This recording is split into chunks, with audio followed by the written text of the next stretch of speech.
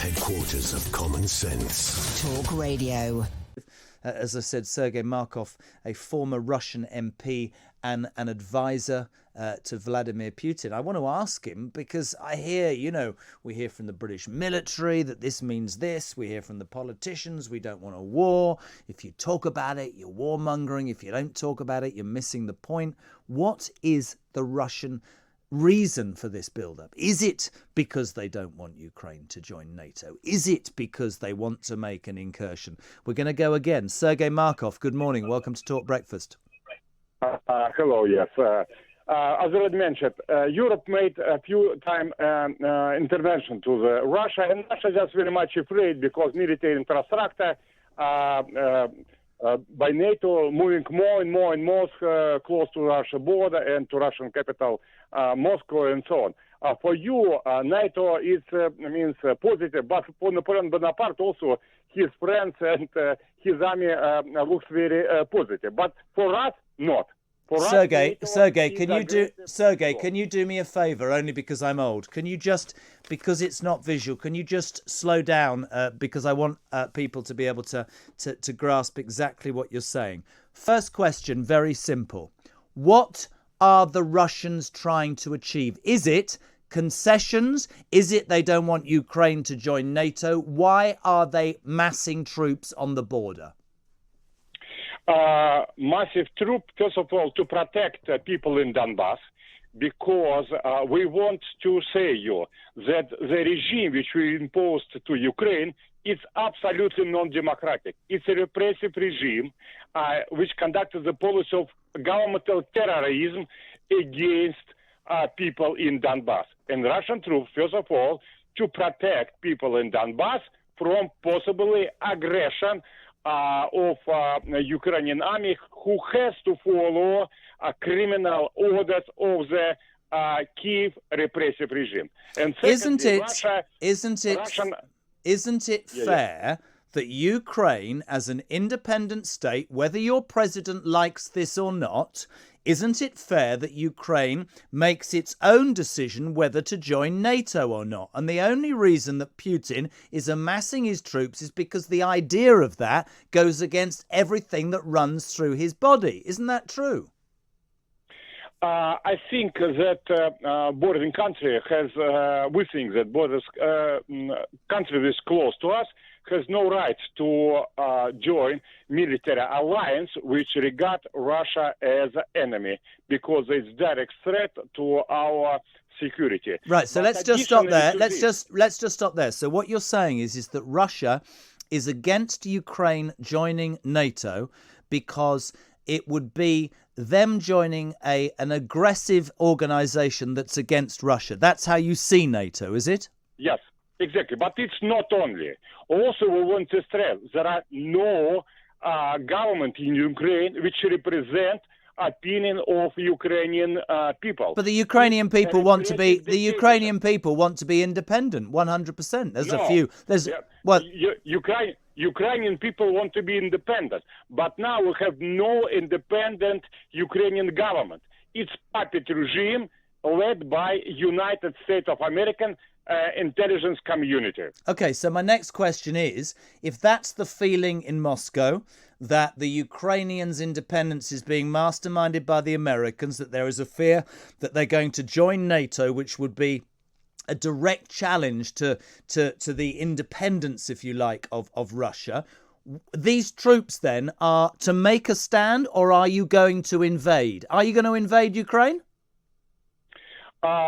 These troops are ready to protect people in Donbass from terrorist policy of the Ukrainian puppet repressive regime. What, 150,000? You need 150,000 troops, do you, to protect those people?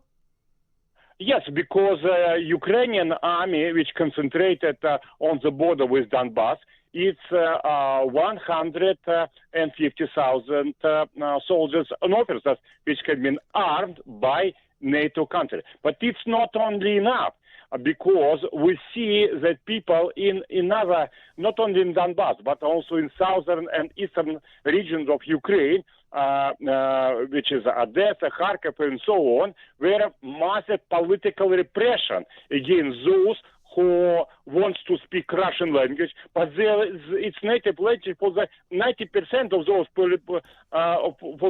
people. Can you imagine that the language which is native for the 90% of the people in such big cities like Kharkov, Odessa, Zaporozhye, Nikolaev is officially prohibited? Of course, they're fully against this, but also it means that big political repression is in the basis of this anti-democratic policy. So in effect, Sergei, what we've got is the powers in Europe and the rest of the world. They're all concerned about this because they see this as an attack on an independent state. The Russians, your leader, who is ingrained in the idea of the Soviet Union, has never recovered from that being annexed, or Crimea, is very upset that Ukraine might consider joining NATO, is amassing troops on the border, from what you say, because many people in Ukraine are being, brainwashed. They're being made to believe and think things that they don't actually think. So you're saying that Vladimir Putin's actions are merely to defend people who want closer ties with Russia. Is that right? Yes, it's more or less by people in Ukraine, not just brainwashed. Political terror, thousands of political prisoners, and thousands of people have been killed by this repressive regime with no investigation and with information blockade from all countries of who is members of NATO. Would be interesting. It's interesting for us to hear a Russian talking about another repressive regime, but I get what you're saying.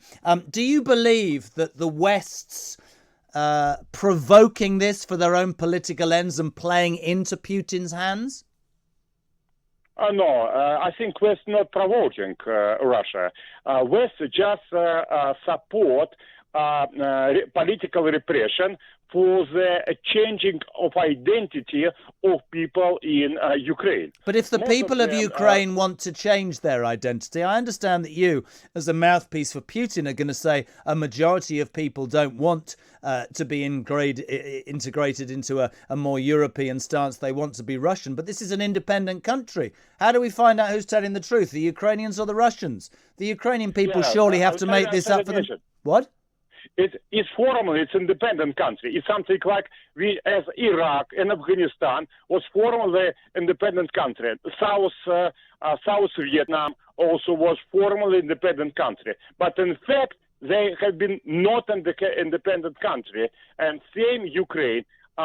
In fact, it's not an independent country. But it is an independent country. This is what I don't understand. Why is it any business of Russia if Ukraine wants to join NATO or not? You're talking about presumably a few thousand people on one of the borders. We know there's areas that are still pro-Russian.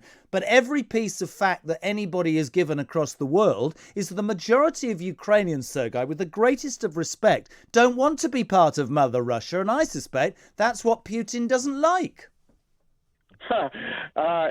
If majority of Ukraine don't want to be together with Russia, Russia will have to accept it. But as we know, majority of Ukraine want, first of all, to keep independence of Ukraine, but not pro-American puppet regime. And also, they want to build both good relations with Russia and with European Union. It's as we understand, the willing of the full majority of Ukrainian people. But the repressive regime imposing the policy of artificial conflict between Ukraine and Russia. You keep saying the American puppet regime, but NATO surely offers the Ukrainian people far more freedom than Russian oppression will. It's not. Theoretically, it's a big paradox that Russia, which has, I believe, even less developed democratic institutions, like compare, for example, with United States and Great Britain and another European Union countries, but nevertheless, Russia support democratic principles in Ukraine. But more democratic country like United States, Great Britain, European Union country support repressive dictatorship. It's paradox, but it's true. From my point of I would view, only it's let's agree to disagree, right? But let me say this: yours is the country, sir, that has amassed 150,000 troops on a border. Most people would see that as heavy-handed. Sergei, thank you very much indeed. Good talk. Hot talk. Bold talk. Talk radio. Listen on your smart speaker. Watch it live on your smart TV. The world headquarters of common sense. Talk Radio.